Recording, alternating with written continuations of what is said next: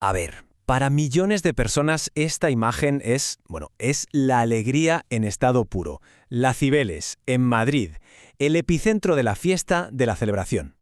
Uf, es que la escena es absolutamente icónica, ¿verdad? Un mar de camisetas blancas, banderas por todas partes y ese rugido de la gente, pura euforia rodeando a esta diosa de mármol. Vamos, el final feliz de cada gran victoria del Real Madrid. Pero claro, ¿y si esto fuera solo la punta del iceberg? Porque la verdadera historia de esta fuente es muchísimo más profunda, más compleja y la verdad bastante más sorprendente. Detrás de esta fiesta se esconden capas y capas de historia, de mitos y hasta de alguna que otra traición.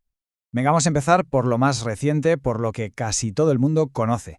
Hoy en día, si piensas en Cibeles, piensas en un solo club. Fijaos, solo 600 metros separan a Cibeles de Neptuno. 600 metros. Pero en el Madrid del fútbol esa distancia es un abismo. Ella es vikinga, él indio. Ella es merengue, el colchonero. Son dos fuentes que básicamente parten la ciudad en dos. Y aquí, atención, viene el primer giro de guión.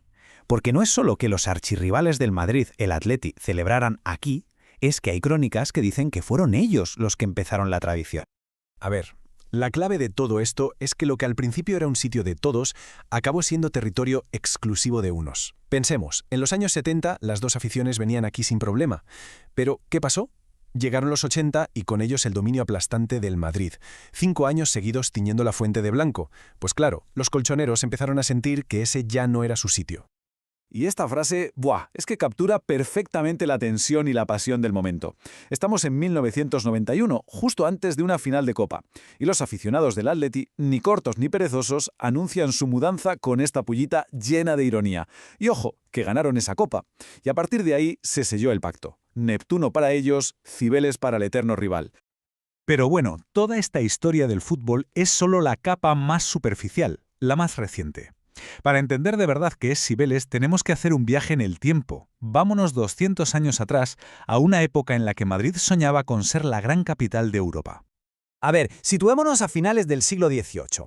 El rey, Carlos III, tenía una obsesión: convertir Madrid en una capital ilustrada, que pudiera mirar de tú a París o a San Petersburgo. Su gran proyecto fue el Salón del Prado, un eje monumental de cultura y belleza. Y en ese plan, Cibeles no era un adorno cualquiera, no, era una pieza absolutamente clave. Pero a ver, con todo este diseño tan majestuoso, ¿era solo para decorar? ¿Para que quedara bonito? Pues no. Su función original era sorprendentemente práctica y, de hecho, vital para los madrileños de la época. Pues sí, así como suena. Antes de ser un icono mundial, Cibeles era básicamente el grifo de la ciudad, el punto de suministro de agua. La gente venía aquí a llenar sus cántaros y los caballos a beber de su pilón. Pero lo más curioso de todo es que los caños por donde salía el agua no eran simples tubos, eran un oso y un dragón esculpidos, los símbolos de Madrid. Hoy, por cierto, se pueden ver en el Museo de los Orígenes. Y ahora sí, vamos a la capa más profunda de todas, al corazón del mito, de la leyenda. Porque esos dos leones que tiran del carro, no son simples animales. Detrás de ellos hay una historia increíble, de amor, de deseo y de un castigo eterno. Lo primero. ¿Quién es Cibeles? Pues estamos hablando nada más y nada menos que de una de las diosas más antiguas de la humanidad. Su culto empezó en Anatolia, la actual Turquía, hace más de 8000 años. Era la Magna Mater, la Gran Madre, la diosa de la tierra, de la naturaleza, de la fertilidad, una figura de un poder inmenso. Y aquí es donde empieza la tragedia. Porque la historia de los leones en realidad es la historia de dos amantes. Dos humanos, Atalanta y Hipómenes, cuyo amor los condenó a un destino terrible. Vamos a conocerla. Atalanta era una heroína total, una cazadora increíblemente rápida, independiente, que no quería saber nada de casarse. Así que para quitarse de en medio a los pretendientes, les puso un reto mortal. Una carrera. Si le ganabas, te casabas con ella. Si perdías, te ejecutaban. Así de claro. Y os podéis imaginar que muchos murieron en el intento. Hasta que llegó Hipómenes. Se enamoró locamente de ella, pero era listo. Sabía que corriendo no tenía ninguna posibilidad. ¿Qué hizo? Pues buscar ayuda divina. Le rezó a Afrodita, la diosa del amor, y ella le dio un arma secreta, 3 manzanas de oro, de esas que eran imposibles de ignorar. La estrategia funcionó, claro. Hipómenes fue tirando las manzanas, Atalanta se paraba a cogerlas y él ganó la carrera. Pero, en medio de la euforia, cometió un error fatal.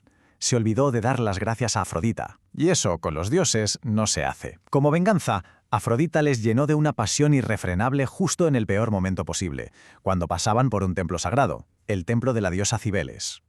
Profanar su templo. Esa fue la gota que colmó el vaso.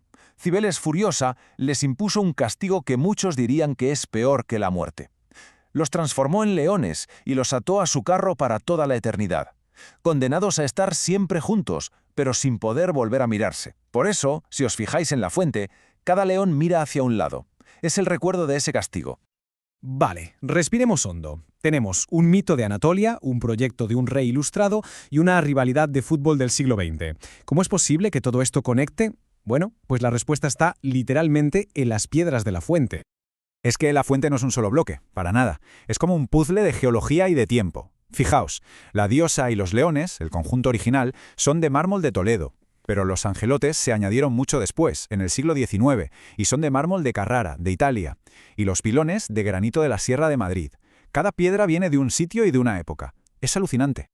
Y es que, incluso si nos vamos al nivel microscópico, la piedra nos sigue contando historias. Aquí se pueden ver las diferentes texturas, las distintas composiciones. La fuente es literalmente un collage, una fusión de lugares y de épocas, todo unido en un mismo monumento. Para que nos hagamos una idea de la escala de todo esto, 10.000 kilos. 10.000 kilos de piedra que se tallaron para crear no solo una escultura, sino un monumento pensado para definir un lugar. Un símbolo hecho para durar siglos. Entonces, después de todo este viaje, desde la antigua Anatolia hasta el corazón de Madrid, de ser un grifo público a un altar del fútbol, ¿qué es Cibeles en realidad? ¿Qué representa de verdad? Pues quizá la respuesta es que no es una sola cosa. Cibeles es un símbolo de transformación. Es la prueba de que un mismo lugar puede guardar la memoria de los dioses, la visión de los reyes, la vida cotidiana de la gente y el rugido del corazón de una ciudad moderna. Es, en definitiva, el alma de Madrid hecha piedra.